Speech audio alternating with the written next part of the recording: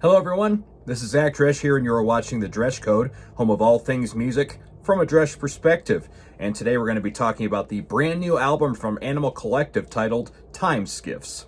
Animal Collective is back after a 6-year hiatus. This is the first album with all 4 original members back in the fold since 2012 Centipede Hurts. You got Avi Tear, Panda Bear, Deacon, and Geologist all back together, this 11th album from this Neopsych group.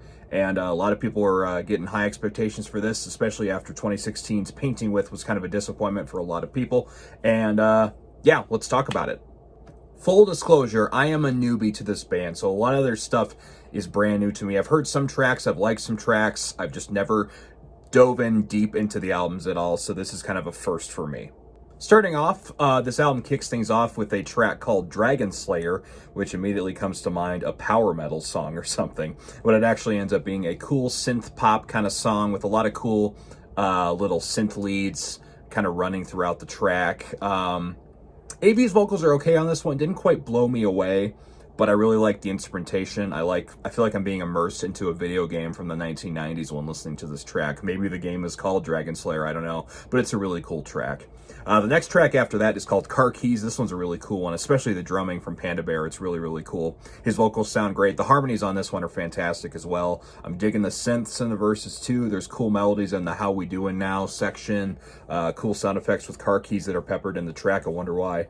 But yeah, throughout this album, I will say there's a lot of cool Beach Boys-esque harmonies going on, and I think they're gloriously and gorgeously paced and placed in the album, and I think that's what really makes this album a highlight for me. Prester John was the first track released as a teaser. I think it's okay. It's a little proggy for my taste, a little too long. Some of the tracks on this album I feel kind of overstay their welcome, at least for me anyways, as a new fan. I kind of like things a little more accessible and a little more immediate. But the song has some cool stuff to it. I like the bass line, especially towards the end with the Prester John is breaking down part. I dug that part a lot. But this song is a bit of a slow burn for me. It was okay. Honestly, the outro was also a little unnecessary as well. They could have just ended it around like the 5:36-minute mark, but that's just my opinion. Strung With Everything is the next track. First off, it takes 1.5 minutes for this song to really kick in.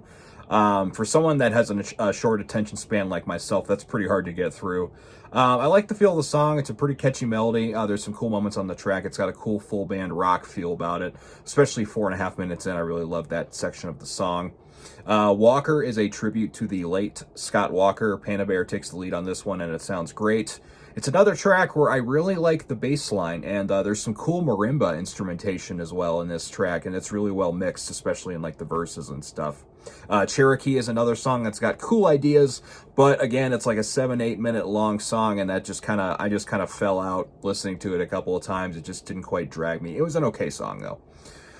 We got Passerby. Same with the track before that. Didn't do too much for me. Thankfully, it's a little shorter. I guess some of these songs just don't quite work for me. They're just not that immediate, and I kind of need that immediacy for me personally. We Go Back. I like this song a lot. I like the auto-tune effect on the vocals. There's a cool bass line again that I really like. The bass lines are really cool on this album. There's also a really cool spacey outro on this track as well. And the final track, Royal and Desire, is probably my favorite on the album. It closes things off quite nicely with Deacon taking the lead on the vocals. Really soulful, really beautiful. I think I feel really immersed in this song, especially. Really cool. Really chill track. I dig the drumming and the instrumentation on this one. Yeah, probably my favorite song on the album, and that's a definite highlight for me.